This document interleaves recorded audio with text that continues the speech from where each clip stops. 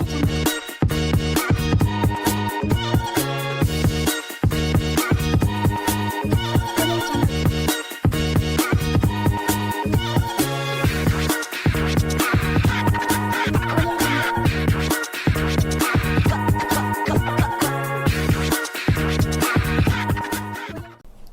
warahmatullahi wabarakatuh. Selamat datang di MP Voice. Open your mind and get inspired.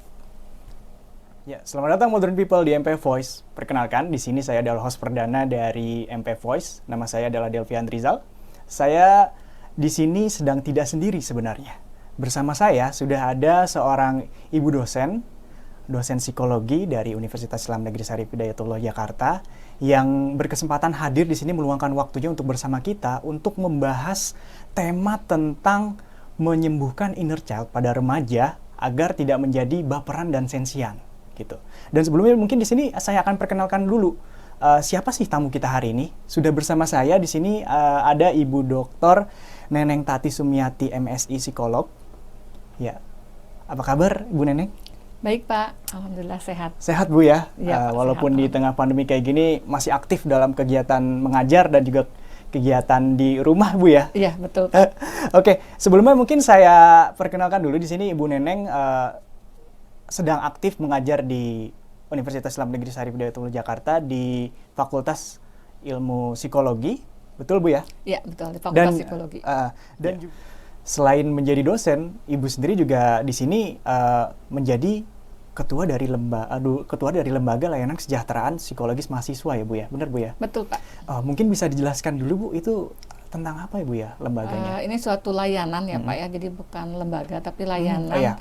layanan yang diberikan oleh fakultas kami terhadap mahasiswa-mahasiswa kami gitu, karena disinyalir mahasiswa-mahasiswa kami itu cukup banyak ya yang mengalami permasalahan psikologis, terutama pada masa pandemi ini gitu. Biasanya itu Bu, kira-kira masalah-masalah apa aja Bu yang dikeluhkan oleh mahasiswa-mahasiswa? Beragam ya Pak, dari masalah pribadi, masalah ya akademik ada, pribadi juga ada yang ya beragam lah ya, itu sangat beragam sekali. Pribadi ini termasuk mungkin terkait dengan permasalahan interaksi dia dengan orang tua, dengan teman, atau permasalahan-permasalahan perilaku lainnya begitu, seperti itu.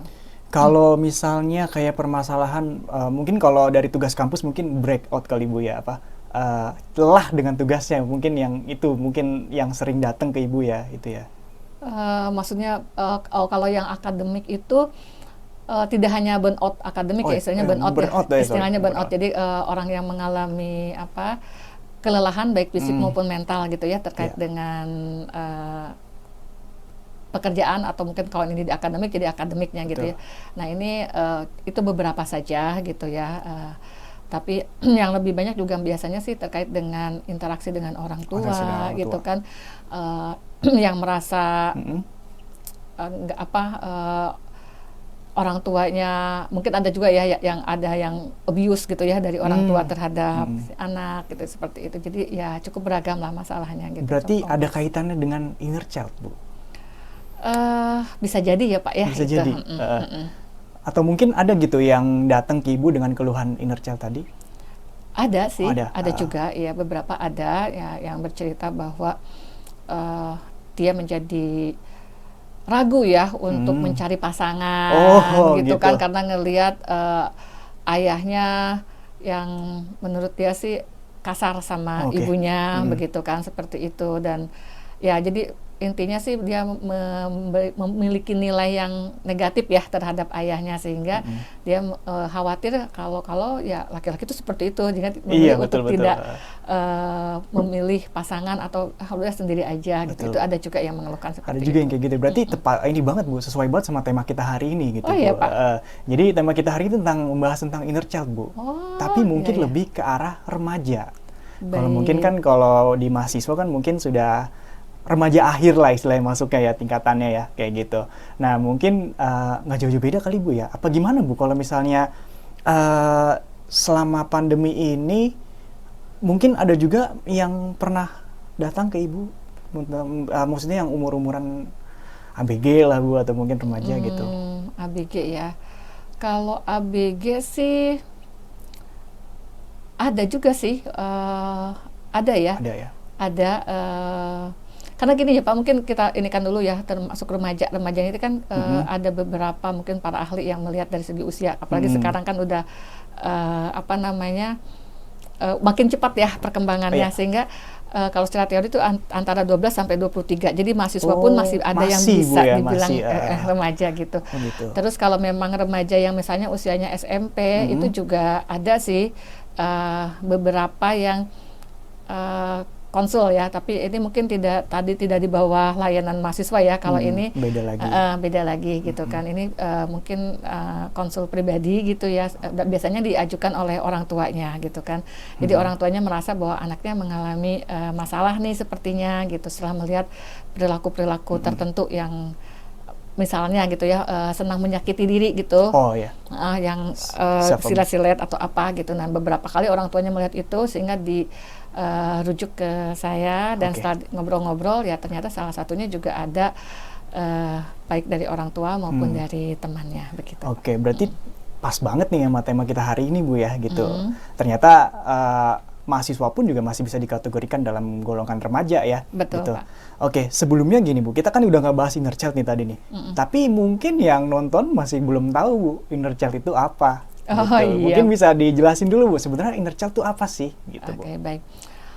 Inner child itu mungkin definisi ininya ya, definisi gampangnya itu adalah sisi kepribadian dari setiap individu, itu sisi kekanak-kanakan ya. Jadi kita kan dalam kepribadian kita itu ada sisi kekanak-kanakannya gitu. Nah seperti, jadi definisi gampangnya seperti itu. Jadi kekanak-kanakan dari setiap kita orang, karena setiap orang tuh ada sisi kekanak-kanakannya gitu. Oke.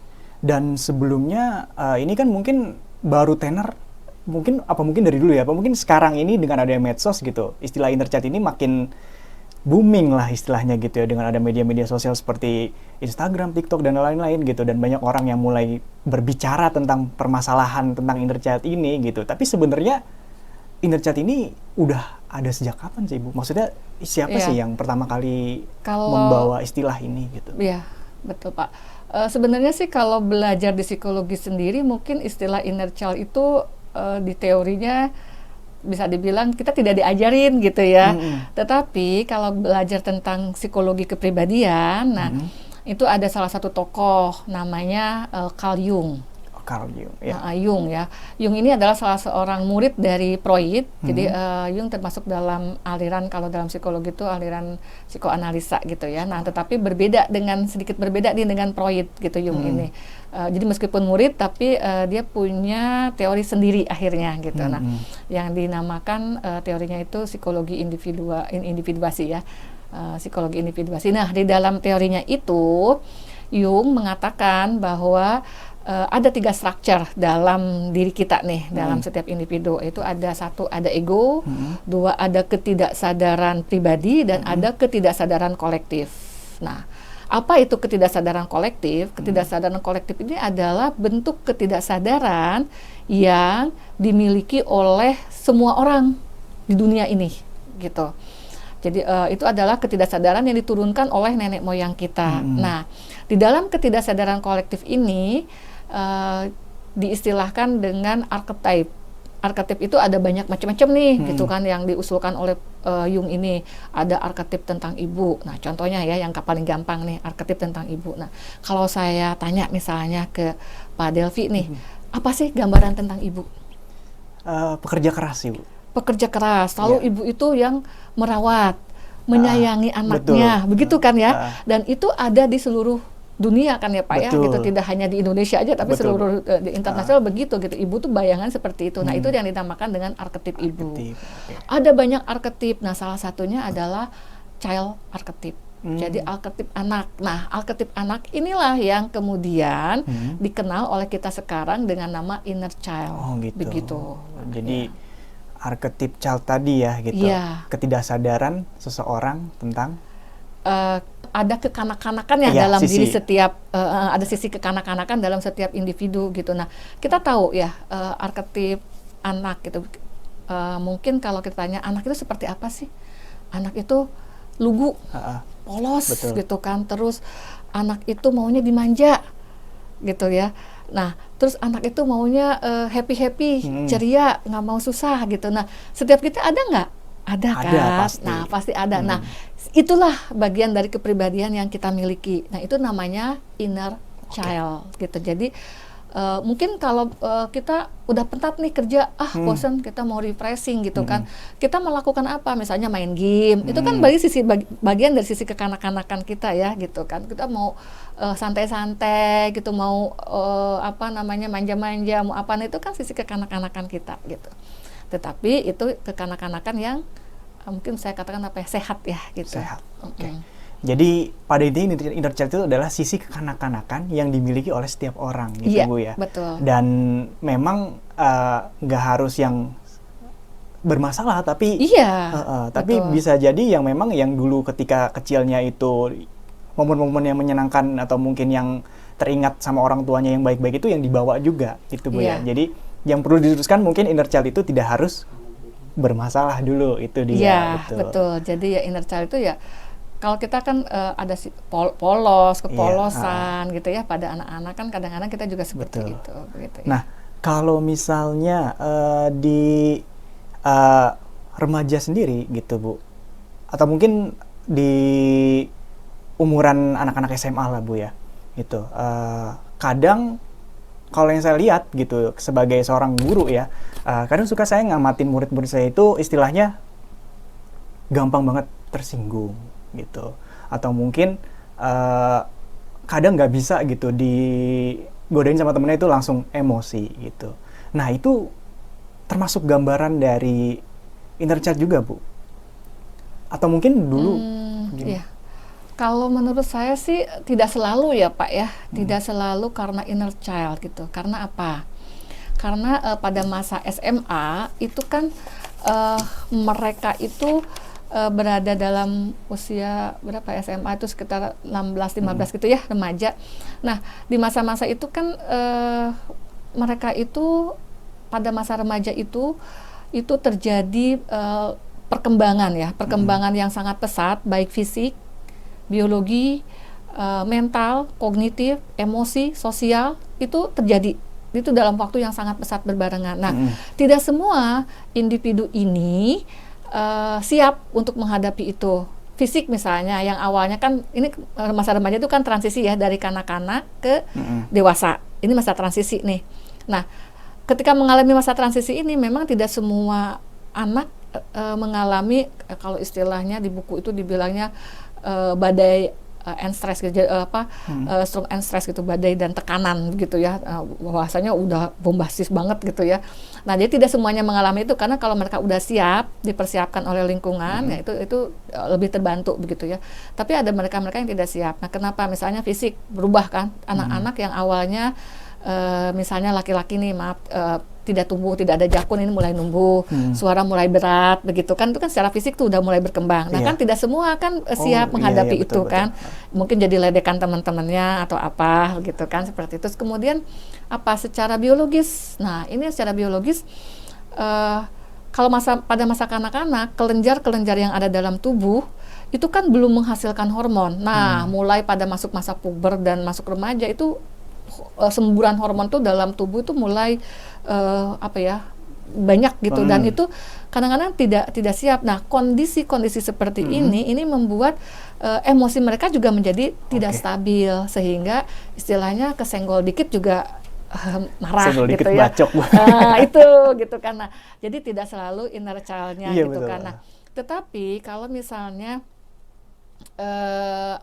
ditambah dengan adanya pengalaman-pengalaman yang kurang baik di masa lalu gitu, dan menambahkan ketidaksiapan mereka. Nah, ini juga bisa menjadi salah satu sumber. Jadi intinya sebagian orang bisa melalui masa remaja dengan baik, sebagian orang lagi memang ini menjadi tidak stabil secara emosi, dan ini akan mempengaruhi juga pada sosial. Karena kan mungkin orang juga ngapain temenan sama dia, kesinggungan gitu kan. Betul. Nah, seperti itu kan. Nah, jadi mungkin kalau kembali ke tadi yang Bapak ingin ke topik pembicaraan kita gitu ya Pak ya, tentang inner child begitu. Nah, bagaimana nih inner child, kan ada sisi kekanak-kanakan. Nah, pada remaja ini kan mereka inginnya sih udah tampil mandiri gitu kan. gitu dalam perilaku, tapi kemampuan belum semuanya bisa gitu kan. Nah sehingga ini membuat mereka juga menjadi konflik. Contohnya gini, misalnya orang tua memperlakukan mereka seperti anak kecil. Mereka nggak suka karena aku udah besar, tapi mereka belum cukup bisa untuk mandiri. Demikian juga mungkin di sekolah, guru mungkin gitu ya. Guru, ini anak-anak udah besar gitu kan, harusnya ngerti dong gitu kan, tapi ternyata mereka belum memahami itu. Nah sehingga ketika diperlakukan sebagai anak, terlalu sebagai anak, ini menjadi nggak mau, tapi diperlakukan sebagai orang dewasa juga belum bisa. Nah ini jadi konflik. Nah sehingga itulah yang menyebabkan si anak ini menjadi marah, baperan dan sensian itu. Jadi begitu. Perlu diluruskan juga ya bahwa bukan berarti karena inner child juga gitu. Tidak harus. Tapi bisa juga karena hormon yang mungkin dalam perkembangan itu nggak terlalu baik dalam si diri anaknya tersebut gitu Bu ya. Ya, tapi mungkin bukan tidak terlalu baik, tapi dia belum siap.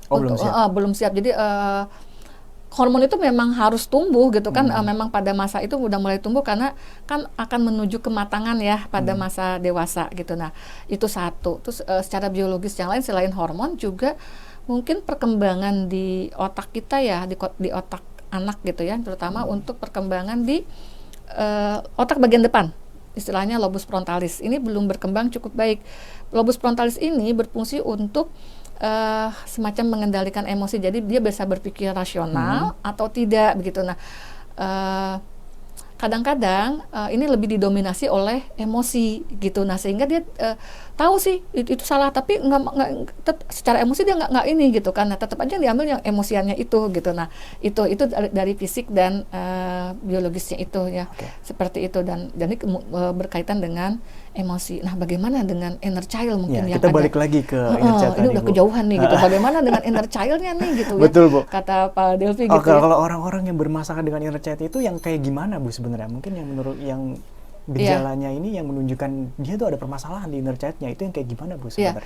Jadi setiap orang memang memiliki sisi kekanak-kanakan, tetapi ketika ada pengalaman yang melukai, ya, sehingga istilahnya mungkin kalau kita baca dalam bukunya Jung itu istilahnya adalah wounded child gitu ya, jadi anak yang terluka.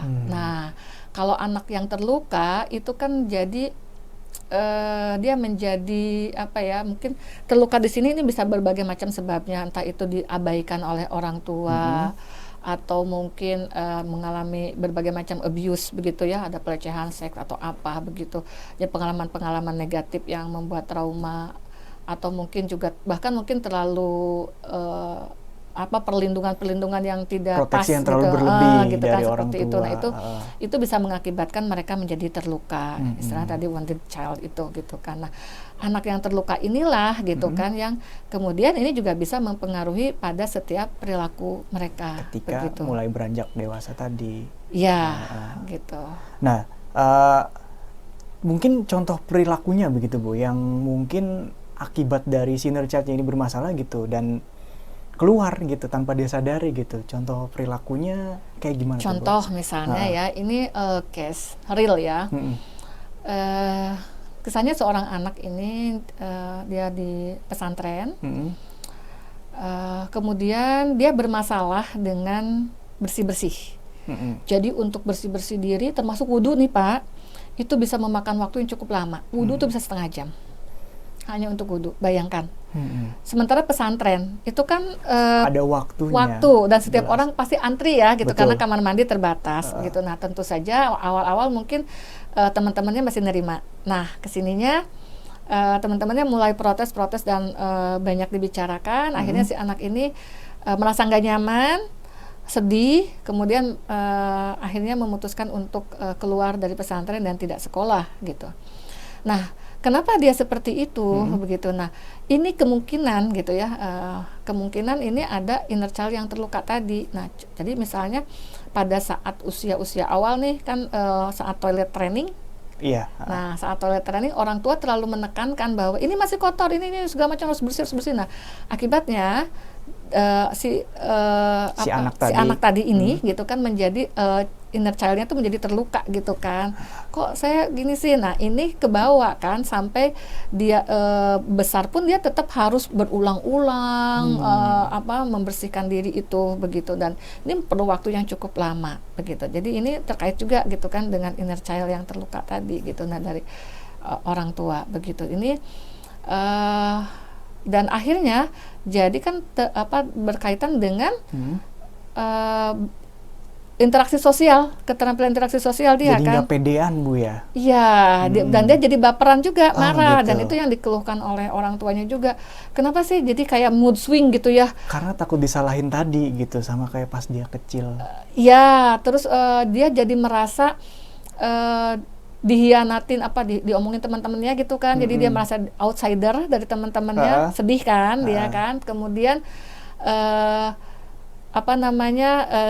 dia juga merasa bahwa kenapa sih kok seperti itu sama saya gitu kan. Ini kan contoh dari perilaku anak-anak ya Pak ya. Karena anak itu kan dia tidak mau disalahin gitu kan. Terus dia tuh maunya kalau misalnya terluka atau maunya dimanja. Betul. Gitu kan, dipeluk, gitu kan. Nah, sementara di pesantren kan tidak ada yang begitu. Apalagi ketika nanti dewasa Bu ya. Nah, itu jadi dia maunya kan sisi kekanak-kanakannya nih, inner child-nya maunya tuh kan sebagai anak-anak dia itu yang dipahami, dimengerti oleh orang lain, tetapi dia sendiri tidak memahami orang lain. Kenapa orang lain memperlakukan dia begitu? Kan karena perilakunya dia kan. Nah, itu jadi dia muncul sisi kekanak-kanakannya bahwa saya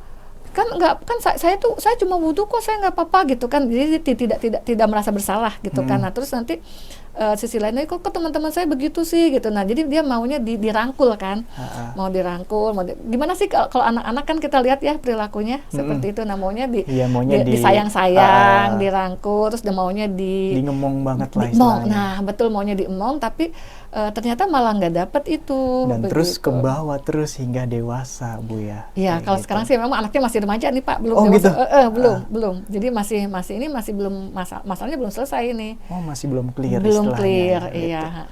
Nah, itu mungkin udah dapet semua tuh ya kita dari tadi sebabnya udah Bu ya, terus gambarannya gimana seseorang bermasalah dengan inner child-nya. Nah, mungkin sebagai saya nih sebagai seorang guru gitu, kalau misalnya saya menemukan kasus tersebut di sekolah gitu, kira-kira apa Bu yang mesti saya lakuin? Yang pertama mungkin kenali dulu gitu ya Pak ya si anak ini begitu ya, apa sih yang menyebabkan dia berperilaku seperti itu begitu. Nah, setelah mengenali bahwa mungkin ini kalau memang masalahnya karena tadi ya ada inner child yang terluka misalnya begitu ya, berarti kita harus mengajak si anak ini mengenali inner child-nya itu gitu kan, mengenali inner child-nya, kemudian diarahkan untuk memaafkan dirinya, diri sendiri, diri sendiri, karena dengan memaafkan diri sendiri ini adalah satu pintu untuk bisa memaafkan juga orang lain begitu. Nah, jadi misalnya bagaimana caranya mengenali inner child saya nih gitu kan. Nah, pastinya ada pertanyaan begitu ya.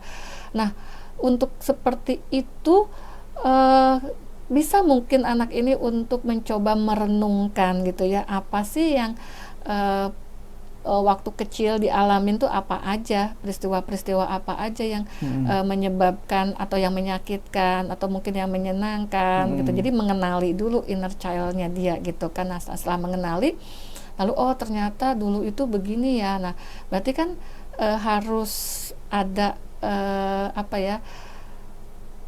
ada kemampuan untuk bisa memahami bahwa karena perlakuan dulu misalnya ya, karena orang tua dulu nih yang mengabaikan saya atau yang mungkin melakukan abuse begitu kan. Nah, jadi saya merasa sakit nih gitu. Nah, ketika sakit itu harusnya diapain? Nah, harusnya kan mendapat tadi ya pelukan atau apa gitu. Nah, jadi cobalah dianya yang dia sendiri gitu, dia membayangkan bahwa dianya memeluk si inner child itu gitu kan. Jadi biar dia tuh menjadi tidak terluka lagi gitu. Nggak sendirian kok kamu tuh gitu kan. Itu udah berlangsung lama, sekarang udah nggak lagi. Dan terus seperti itu sehingga mungkin masalah-masalah yang menjadi marah tadi gitu ya, menjadi kan mungkin karena tadi dia tidak mendapatkan apa yang diinginkan, anak tuh jadi ngambek istilahnya ya. Nah, tapi dengan dia merangkul inner child-nya itu bisa terpenuhi kebutuhan itu. Nah, dengan terpenuhi kebutuhan itu, maka ini luka ini juga mungkin bisa mulai sembuh begitu, dan insya Allah gitu kan dia juga bisa memaafkan dirinya sendiri maupun orang-orang yang dianggap menyebabkan itu gitu kan. Nah, itu sehingga bisa berdamai lah gitu ya dengan inner child-nya itu. Jadi bukan berarti harus healing pergi kemana-mana gitu Bu ya, nggak harus, tapi kan bisa juga dimulai dari mengenali diri sendiri. Ya, betul ya Bu ya. Betul. Apalagi saya sebagai guru ya mungkin harus bisa ngajak anak yang tadi yang terindikasi mungkin bermasalah dengan inner child tadi untuk mengenali dirinya sendiri, minimal seperti itu Bu ya. Iya. Nah, itu mungkin dari sudut pandang guru Bu ya. Untuk saya, kalau misalnya untuk teman-temannya Bu, nah kan kadang-kadang teman-temannya itu mungkin secara langsung bisa jadi trigger untuk si anak yang bermasalah dengan inner child tadi gitu. Nah, untuk teman-temannya sendiri atau mungkin anak-anak seumuran dia gitu, kalau misalnya punya teman atau kenalan yang bermasalah dengan inner child juga, itu mesti apa Bu kira-kira? Yang pertama kita harus empati ya, gitu. Jadi kadang-kadang kan di kita itu empati gak berkembang ya. Contohnya kalau ada orang jatuh kita malah ketawa ya. Oh iya. Kita tidak empati dengan, jadi kita malah nganggap lucu gitu kan. Ya jatuh gitu kan, lucu banget sih lo gitu kan, padahal itu udah sakit gitu kan. Kita harus berempati bagaimana kalau kita ada di posisi dia gitu. Jadi ketika misalnya kita menyapa, kemudian dia malah marah atau kita mengatakan sesuatu, terus dia malah jadi baper begitu ya. Nah, kita jangan ikut baper gitu, harusnya gitu ya, jangan ikut baper. Tapi mungkin kita coba, tadi saya ngapain ya, gitu kan. Nah, terus kenapa ya tadi kok begitu ya, kok responnya begitu, apa ada yang salah ya dari pernyataan kita gitu kan, seperti itu. Terus kemudian kita juga harus mulai berpikir, oh iya dia ini orangnya sensitif mungkin ya gitu kan, karena kalau kita salah ngomong dia jadi baper, dia jadi ini jadi gitu kan, jadi marah, jadi apa gitu kan, oh berarti sensitif. Nah, ketika sensitif berarti apa sih yang harus dilakukan pada orang yang tadi sensitif tadi gitu kan. Nah, si teman-temannya ini ya diharapkan tidak malah men-trigger, terus mungkin perlu di list juga gitu ya yang membuat dia sensitif tuh apa begitu. Nah, jadi kalau misalnya ada siswa-siswa yang seperti itu, bisa juga mungkin Pak kayak mungkin Bapak bilang apa, journaling gitu ya, bikin journaling gitu kan. Itu bisa juga. Jadi misalnya pada saat apa sih, jadi dia harus membuat melis misalnya kejadiannya apa, terus apa yang dia pikirin, apa yang dia rasain begitu kan. Nah, sehingga dari list itu kan kita bisa lihat, oh sebenarnya apanya sih yang membuat dia marah gitu kan, atau dia sensi itu apanya gitu. Nah, ini kita akan cari gitu kan, apa penyebabnya gitu kan, penyebabnya apa. Nah, karena kadang-kadang mungkin marah atau baper atau sensinya ini juga karena teman-temannya juga yang ngegoda misalnya ya, mengganggu. Maksud teman-temannya ini kadang-kadang kan hanya untuk sekedar happy ya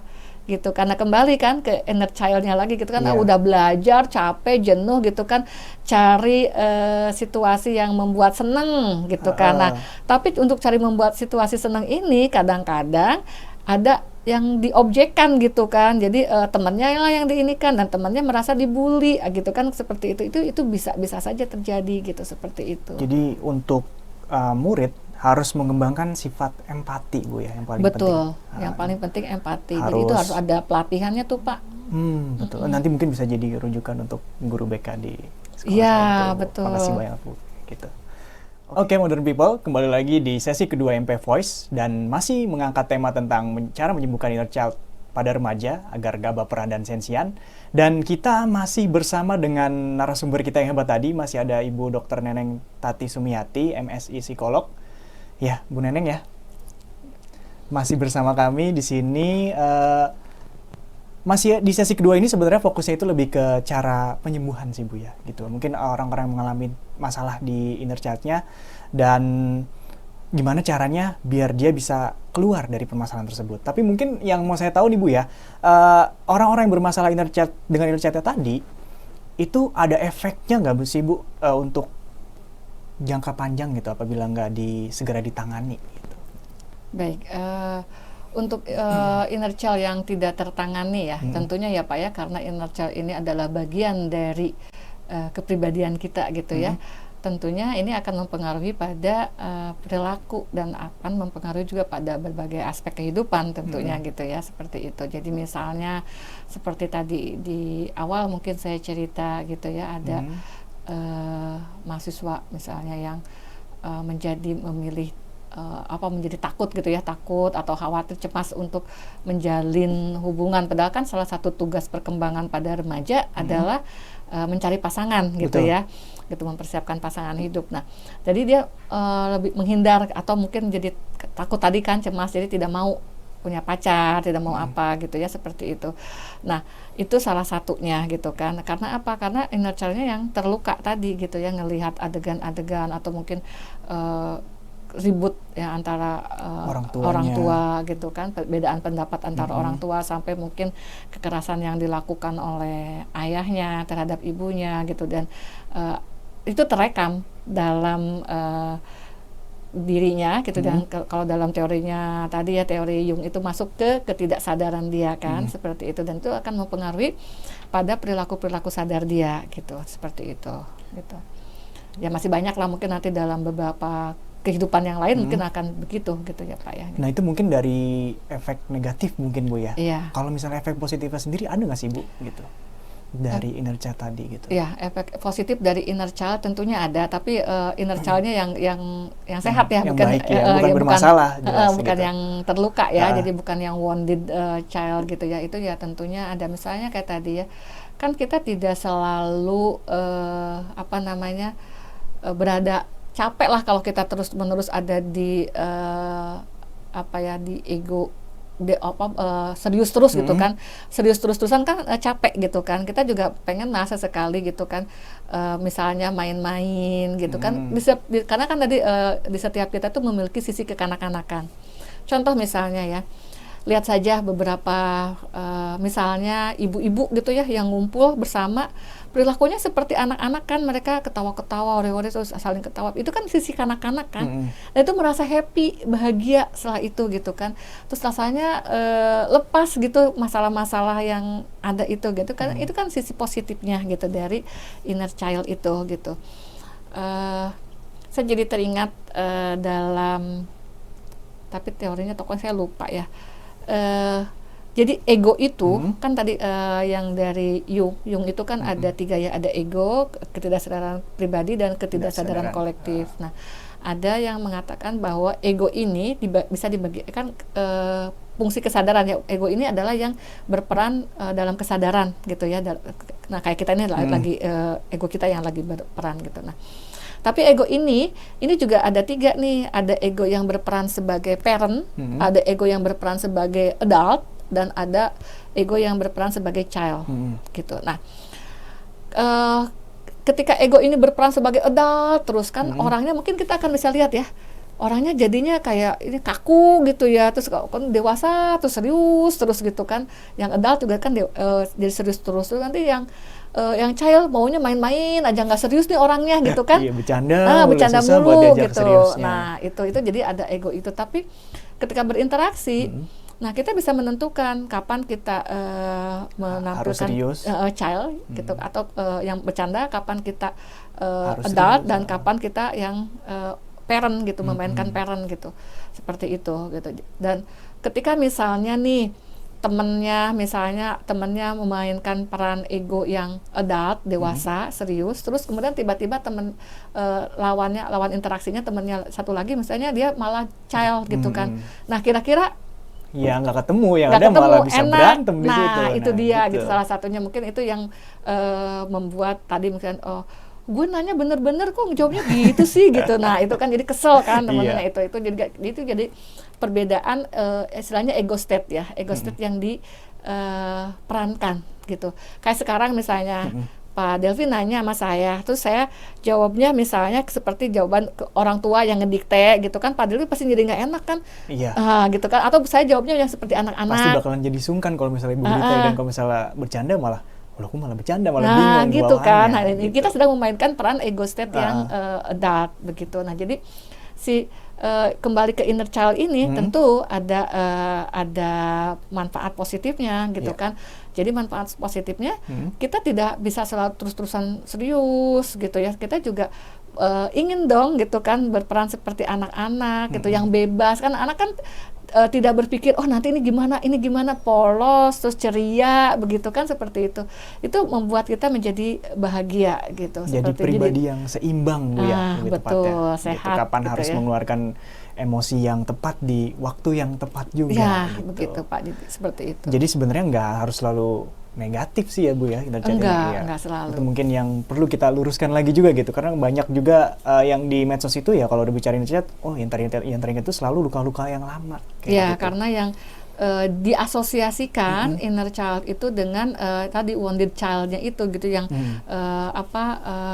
anak yang terluka gitu kan, seperti itu. Padahal tidak selalu kan, kalau tidak selalu seperti itu gitu tidak maksudnya. Selalu seperti itu, betul sekali Bu.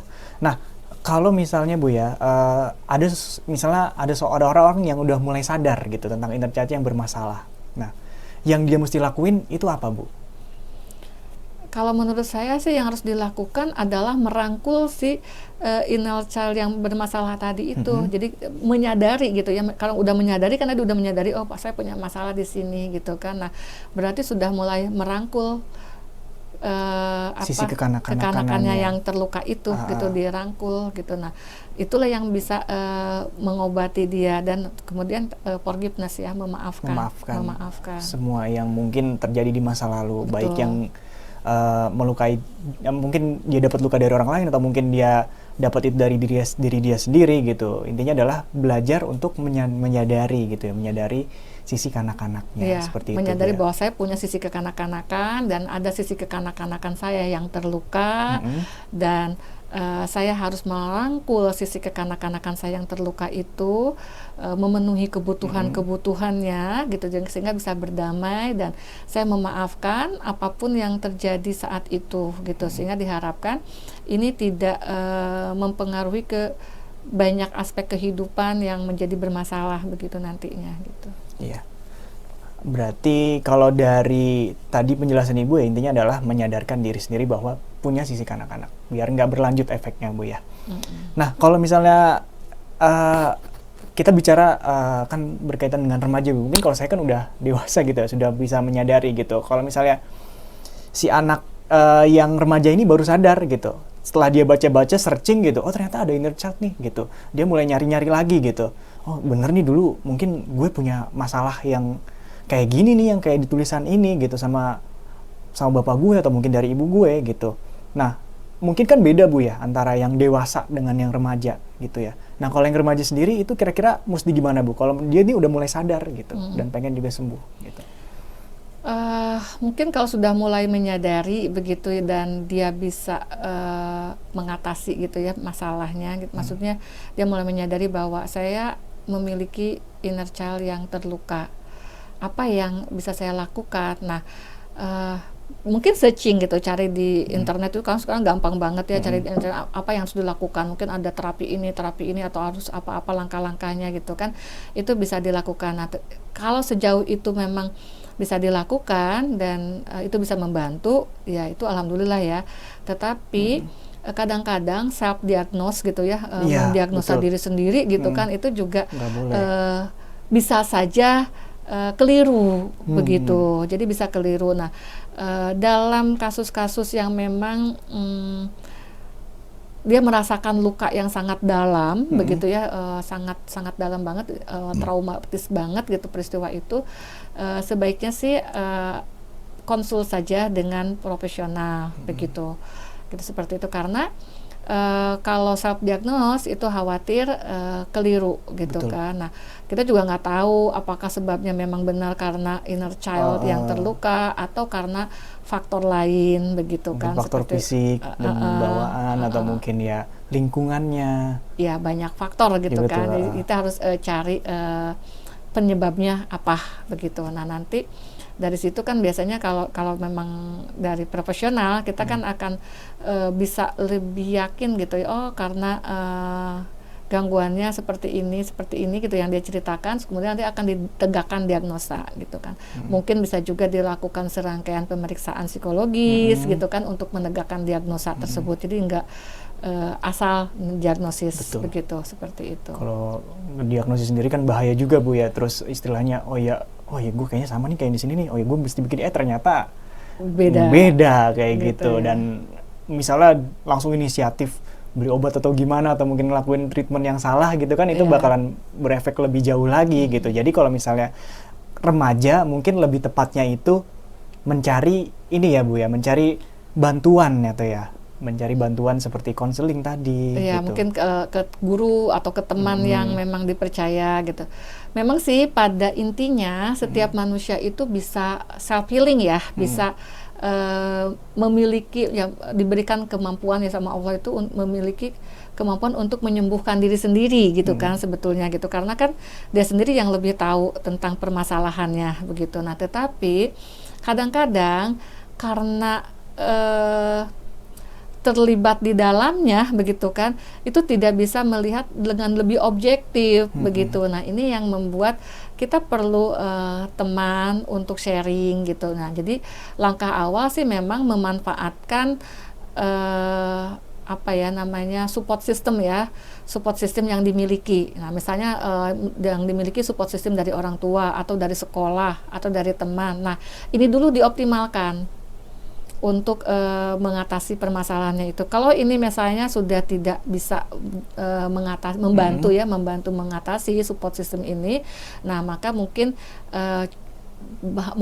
memerlukan profesional begitu, seperti itu. Jadi memang self healing itu memang kita punya kemampuan itu sebetulnya, tapi kadang-kadang karena masalah yang dihadapi itu kita menjadi tidak bisa lebih objektif, kadang tidak, sulit untuk berpikir lebih rasional. Nah dengan support system yang ada memanfaatkan itu, misalnya dari orang tua melihat, oh enggak, kamu tuh begini masalahnya begini, membantu memetakan masalah atau membantu mencarikan solusi yang tepat, atau guru atau temannya begitu ya. Tapi teman juga harus teman yang dipercaya ya gitu, seperti itu. Nah itu mungkin ya Pak ya gitu, sebelum ke profesional. Sebelum ke profesional, jadi cari orang-orang terdekat dulu Bu ya, bantu orang terdekat kayak gitu. Oke Bu, mungkin sudah terjawab semua Bu ya pertanyaan saya yang mungkin mewakili dari anak-anak remaja, mungkin remaja lain yang mungkin sedang mencari-cari apa sih inner child kayak tadi gitu. Mungkin sudah terwakili semua Bu. Dari sesi 1 tadi kita mungkin dari awal mula kemunculan si inner child ini, terus mungkin gejala-gejalanya, faktor-faktornya, dan juga terakhir tadi kita sudah bahas tentang efek gitu.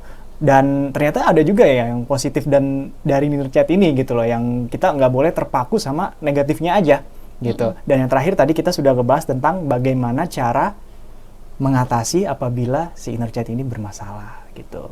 Mungkin ada statement dari Ibu terkait dengan bagaimana mengatasi permasalahan inner child ini gitu, untuk pemirsa Modern People semua di Indonesia.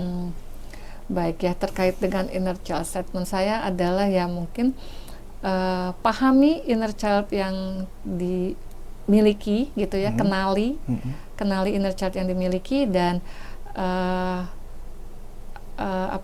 rangkul inner child itu sehingga inner child ini bisa menjadi resource dalam diri kita untuk menjadi lebih baik lagi. Gitu. Jadi berkawanlah dengan inner child gitu ya. Betul gitu. Jadi jangan selalu anggap itu buruk gitu, dan sadari apa yang pernah terjadi dalam diri dan sembuhkan apa yang mesti harus disembuhkan gitu. Betul. Oke, terima kasih banyak Bu ya. Saya mewakili semua Modern People dan juga seluruh tim yang ada di sini untuk sudah menyisihkan waktunya untuk jadi datang dan jadi narasumber ke sini gitu Bu ya. Terima kasih banyak. Saya selaku mewakili tim gitu, tim MP Voice di sini, dan saya Delvian Rizal selaku host MP Voice undur diri. Terima kasih dan bertemu di MP Voice episode selanjutnya. MP Voice, open your mind and get inspired. Wassalamualaikum warahmatullahi wabarakatuh. Sampai jumpa. Wassalamualaikum warahmatullahi wabarakatuh.